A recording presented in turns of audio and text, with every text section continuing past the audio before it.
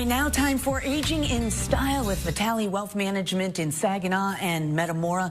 We're talking about avoiding tax surprises when moving away from Michigan when retiring. Joining us now is President and owner Joe Vitale. We appreciate you being here. We do always like to mention you can get Joe's newsletter, very easy to do, Financial Vitals, with all of the latest market trends and a lot of information and financial news. Just scan that QR code now on your screen to get access. Now, we want to start with, if somebody spends part of the year in another state, this impacts a lot of people, what actually determines whether Michigan still considers them a resident? Well, it's a domicile state, so if you have a house here, you're still paying taxes here, your driver's license, you're still a Michigan resident. So a lot of snowbirds will go month, 2, 3, they're still in Michigan. But recently, one of my clients just moved to Florida. I'd say, hey, Joe, we sold the house, we bought a house, we're going to Florida. Well, perfect. You're going to be moving, so that's a little different now. Now it's time to get everything changed at that point. But other than that, if you just spend a few months and you still own property and you still have, you're paying taxes here, you're still, spending money here, and your driver's license is here, you're still a Michigan resident. Very interesting. Are there types of retirement income that can remain taxable in Michigan should you move?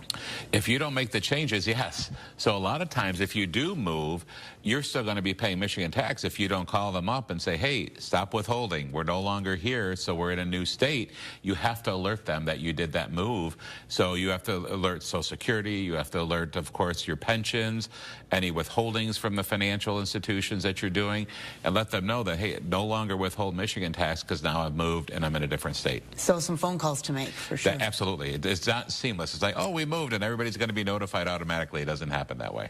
All right, and what paperwork and proof should people keep if they split time between states, as you've mentioned? You definitely want to make sure that when you change your driver's license, when you get the property taxes, when you get the houses, when you get the deed, also electric bill, you need to have all that proof to make sure. I remember years ago, this was 20-some years ago, we were in Chicago for a couple of years. I don't want to pay Chicago taxes. Oh my gosh, they're absolutely horrible. So as soon as I moved to Michigan, we changed that right away.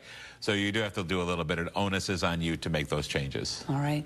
Now, how should retirees adjust withholding on pension IRA withdrawals after a move to avoid really a big bill next April? It's very good to know what you're going into. A lot of times if you know what the income is going to be, if you know what the tax bracket's going to be in the new state, it's good to have that checkup. So we always say, give us a checkup, let us know what's going on. We can advise you with that. We can help do some estimates, especially where you're at in the middle of the year, front or back end of the year. So we kind of know going in what it's going to be looking like. Interesting. Is there a best time of the year to move from a tax planning standpoint? And why is June really a good month to plan it? Actually, June is opportune. Kind of funny that that's happening right now, right?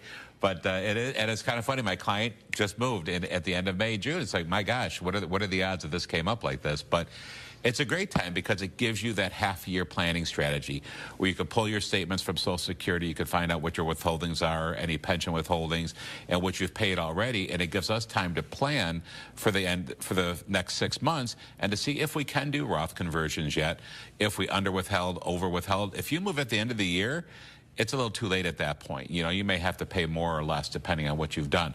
So this is a great time. Halfway point through the year is a great time to do a move and to do the strategies and to plan what the next life's going to be. All right, and in 2026, we know things are always changing. Yeah. We're halfway through the year. What else should we be keeping in mind?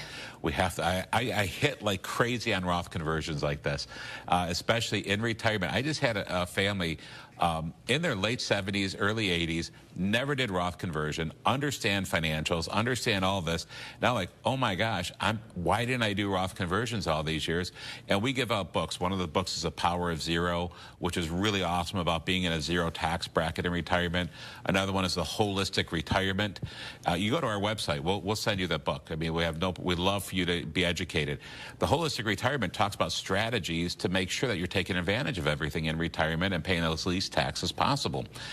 They don't get it. I mean, nobody understands. Nobody's talking about this. Even a lot of accountants aren't talking about it because the accountant is trying to keep you in the lowest tax bracket possible, right? Okay. So if I say, hey, I want to take out a $40,000 Roth conversion, they'll be like, wait, we got to pay more taxes on that.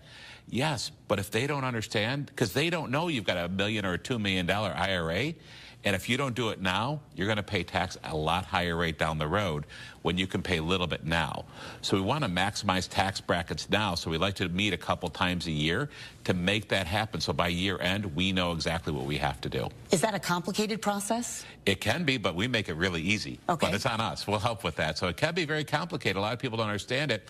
We'll run the spreadsheets. We'll have the software to show you how easy it is, and we show the optimal time to do it. Really? Okay. And we should mention, too, you mentioned you'll sit down with someone and meet with them and see if it's the right fit. Tell us a little bit about that. Yeah, of course. I mean, it's complimentary consultation, so give us a call. We're not going to charge you anything to sit down. It's just to get to know, to see if we're a right fit for you, if you're a right fit for us. We have to get along. We're going to be with each other for a long time, so you got to like us. And then we'll sit down. We'll show you everything. I'll show you the software. I'll show you what I can do for you, and just make it easy. And hopefully, you know, that it makes sense. And not everybody wants to. Not everybody's like, you know what? It doesn't make sense. My IRA is not big enough, or it's not. I'm not going to be in a tax problem. I could tell you, hey, you're doing great. Everything looks wonderful. God bless you. You're doing awesome. Or I could say, oh my gosh, we got a big problem here. Let's see what we can do to help you. And you know, of course, we're fee-based advisors. I'm not gonna charge huge fees. We're very reasonable, but we're gonna have a great plan, and the plan is invaluable. If we can show you that you're gonna save hundreds of thousands of dollars, literally, in taxes, sometimes millions in taxes, which is hard to fathom, but when I show you in real numbers what it looks like, it's mind-blowing, really. All right. Well, we want to remind you, too, get that newsletter for market updates and more, Financial Vitals. If you want more information on all of this and want to get in touch and schedule that consultation, just go to the Aging in Style page. It's right on our website at WNEM.com.